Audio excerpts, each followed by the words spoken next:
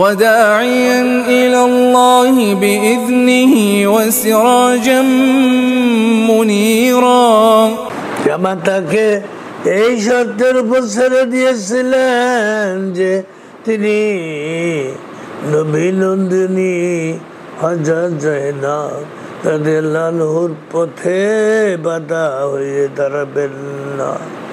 এর কারণ ছিল যে হযরত জয়নব আবুল আসের ফিদিয়া হিসেবে কিছু সম্পদ পাঠাইছিলেন। এর মধ্যে একটি হারও ছিল। হারটির মালিকানা ছিল প্রকৃতপক্ষে হযরত খাদিজা রাদিয়াল্লাহু আনহু। হযরত জয়নব রাদিয়াল্লাহু আবুল আসের ঘরে পাঠানোর বিদায়কালীন সময়ে তিনি আপন কন্যাকে উপহার স্বরূপ সেটি দিয়েছিলেন।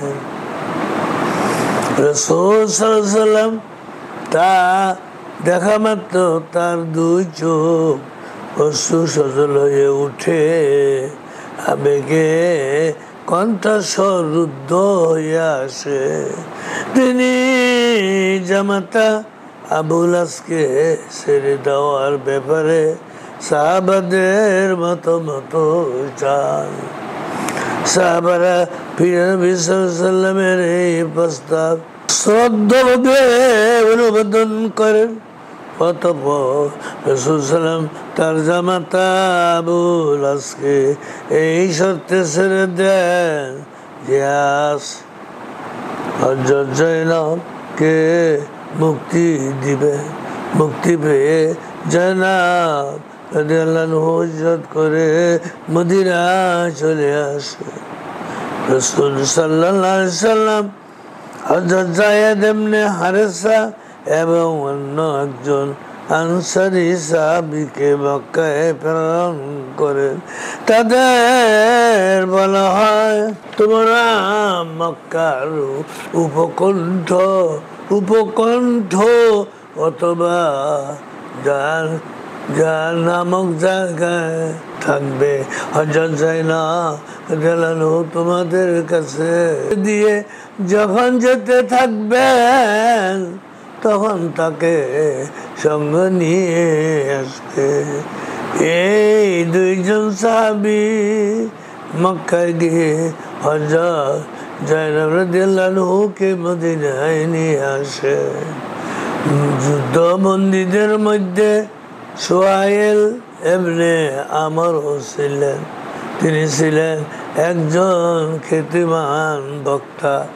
হযরত উমর রাদিয়াল্লাহু আনহু বললেন, হে আল্লাহর রাসূল, সুহাইল এমনি আমরের সামনে দুটি দাঁত ভেঙে ফেলার ব্যবস্থা করুন। এতে তার কথা মুখে জড়িয়ে যাবে। এতে সে সুবক্তা হিসাবে আপনার বিরুদ্ধে প্রচারণা চালিয়ে সুবিধা করতে পারবে না। রাসূল সাল্লাল্লাহু আলাইহি ওয়াসাল্লাম এই প্রস্তাব প্রত্যাখ্যান করলেন। কেননা মানুষের অঙ্গহানি করা ইসলামী পরিভাষায় মুসলা করার শামিল। কিয়ামতের কঠিন দিনে এই বিষয়ে জিজ্ঞাসা করা হবে।